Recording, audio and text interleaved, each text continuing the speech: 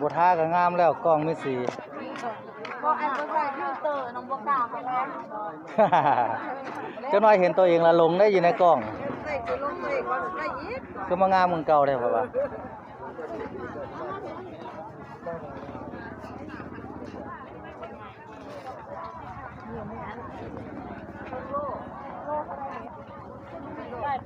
กบพี่น้องกบ ว้ายนั่งไว้เนี่ยแล้วล่างไผ่ล่ะตั้งแผ่น เลาะตลาดตามเพนะเพื่อนละรอเบิ่งอาหารการกิน แต่ละบ้านแต่ละแขงแต่ละเมืองบ่าวพ่อจะลงไปเบิดทุกแขงนะเพื่อนเนาะตอนนี้บ่าวพ่อจะเดินทางมาฮอดอัตตปือเนาะแขงอัตตปือเมืองใช้เสถานะไม่ค่ากันหลายๆนะเพื่อนเนาะ จะขายดีบ่บ่ได้ขายเนาะฟ้ากบนี่คือหลายเด้อ กบลายมือหน่อยมือใหญ่แนววันแนวมาก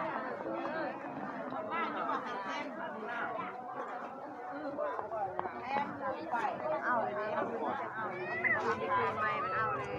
ตัวตลาดกับตัวยาวกว้างขวางพี่น้องเลยสุดเหยียดเลยตลาดน้องใช้เก็บทางพี่น้องเป็นนักตะปูต่อไปตอนนี้ก็มาฮอดตลาดน้องใช้เก็บทางเป็นนักตะปูต่อไปก็สิโค้งเลยพี่น้องเอ้ยบ้านนี้สิโค้งลงไปทางพุ่นแหละเสกองขาแตงได้บ้านเพราะว่าสุดเลยสุดมงไปเลย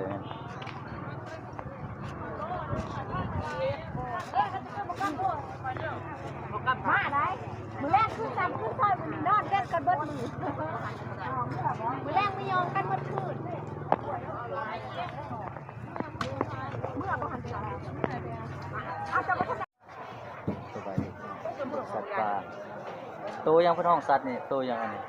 ไก่ ไก่น้อยเนาะ ไก่กับโตออกแดง ไก่ตลาดไก่เสียทาแซ่บบ่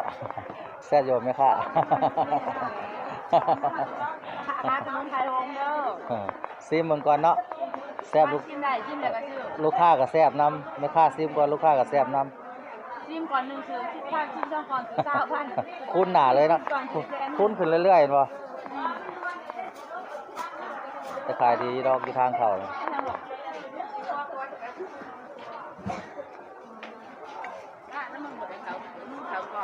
ข้าวกล่องข้าวเซยข้าวจะได้กินข้าว ตลาดไส้เศรษฐาพี่น้องเมืองไส้เศรษฐาเขตอัตตปือ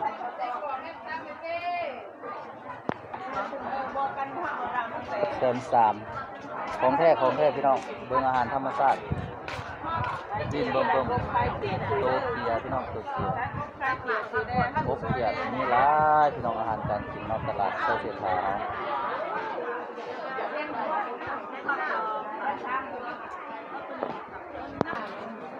ใครจะมาดูหน่อยสิ โตกบพี่น้องโตกบโตปลาเนาะอาหารการกินหลายอย่างปลาสะทกปลาสะโทกปลากดหน่อไม้นกหนูมีครบสุดพี่น้องเลยของแท้ต้องเข้า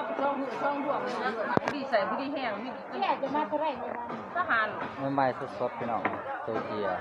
ดินเบิ่มๆอยู่ที่ตลาดเมืองไส้เศรษฐาเนาะอัตตปือเฮา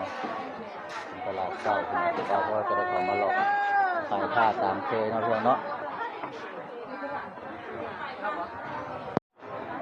สบายดีเนาะพี่น้องตอนนี้เราก็เข้าโซนในเนาะตลาดเมืองไส้เศรษฐาเฮา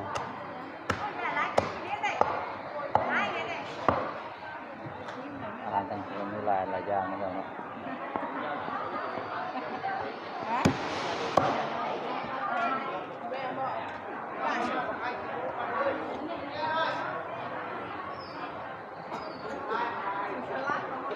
ไงว่าบ้านติดใจเลยนะเนี่ยนี่ล้อมันยาวนี่ล้ออะไร เลาะไปเรื่อยๆพี่น้องเลย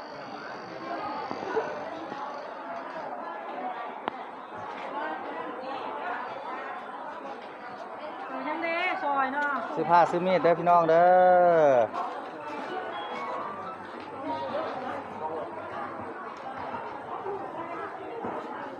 สอนขับพุ่นเนาะขับพุ่นแท้ขับพุ่นว่าได้ขายดีจะบอกคนบ่หลายเนาะคนบ่หลายคนบ่หลายมาแต่ละมื้อคนหลายแท้หลายว่าพี่น้องเอ้ยขายหยังก็บ่ได้ขายมื้อนี้ตัวเงียบบ่แท้ว่าเขาจะไปการเบิดแล้วบ่มันมาในแฮงเด้อขับพุ่นแซ่บพี่น้องตลาดเมืองไสเศรษฐาเด้อผู้นำตะสอนบักงามพี่น้องเอ้ย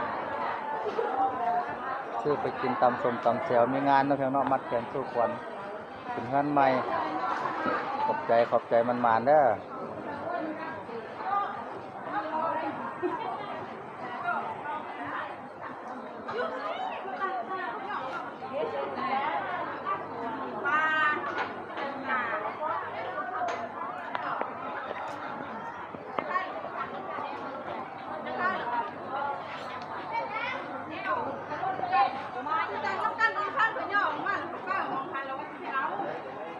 ไปต่อพี่น้องไปต่อ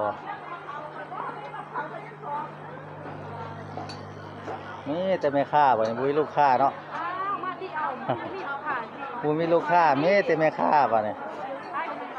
สโลเซเลอยู่มามีแต่ผู้ขายผู้ซื้อบ่มาเนาะ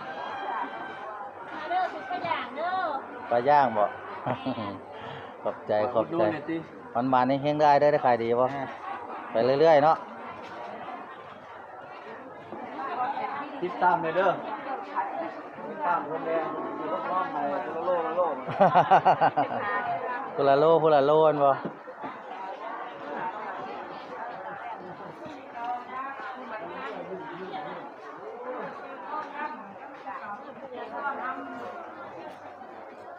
มันใกล้แล้วเนาะเอาผู้ซื้อซอยนี่ใกล้สิเบิดเวลาแล้วมวนใกล้สิเบิดขนมเด้อมื้อหน้าเด้อขอบใจหลายมันแห้งๆเด้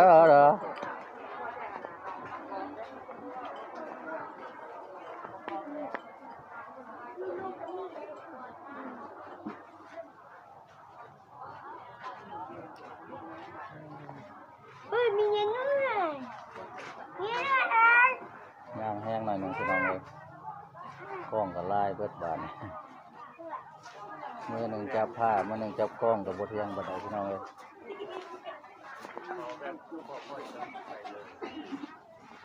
นั่นโซนในนี่โซนนอกกับพี่น้องเด้อคนมากระลายโซนนอกนี่แทบจะไปบ่ได้เลย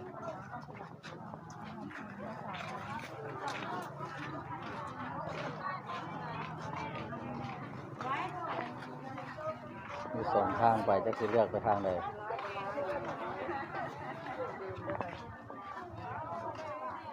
ตัวนี้เป็นโซนนอกตลาดเมืองไสเศรษฐานะเพื่อนเนาะงานตลาดเศร้ากบเด้อ ขายดีบ่หนังยังคือตอนใหญ่แท้ มันเฮงๆเด้อขายดีๆเด้อป้ามาแถวนี้แฮงไม่ค่าไม่ถูกงามแบบพี่น้องเลยได้เบิดทุกคนบัดนี่ ขายดีบ่ไปขายดีอยู่บ่ จักเสียมือใส่หิวมือหิวเลยไหม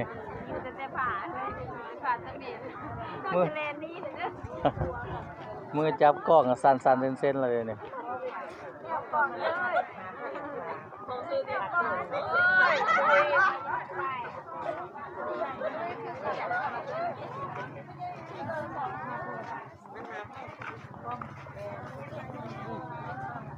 สอนตะกบพี่น้องเอ้ย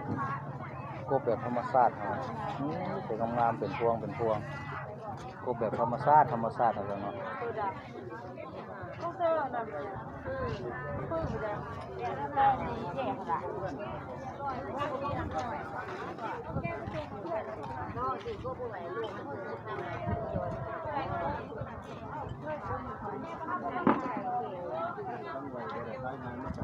ซื้อเมื่อไหร่กินนี่ครับโอ้ยงานมันเป็นกล่องมันจะเข้ามาขอย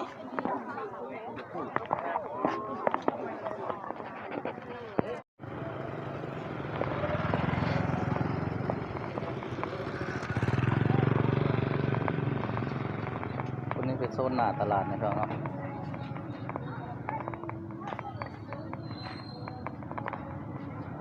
ส่วนในค่าเช่าขายก็ถือว่าหลายพอสมควรนะเต็มเลยพี่น้องเลยแทบสิรู้หมองว่างของเครื่องขาย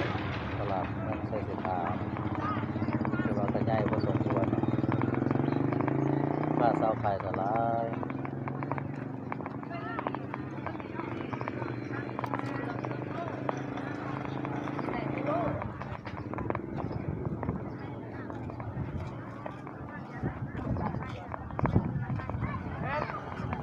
การเป็นโล2 โลรวด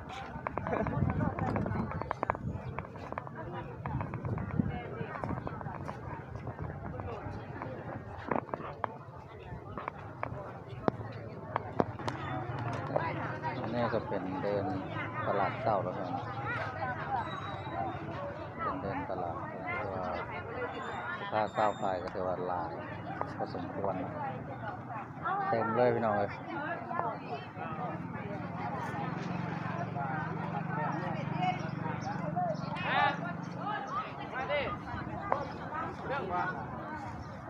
ตัวนี้ก็เป็นข้างหน้า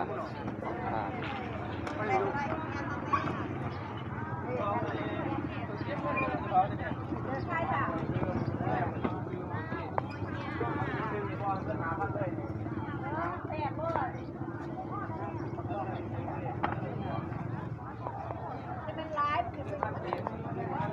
ขนมบึงเท่าไหร่เจ๊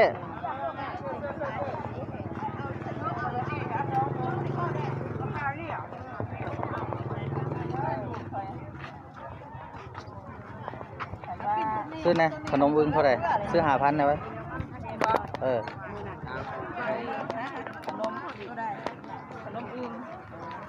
ดินกล้องบ่มๆอยู่บ้านนี่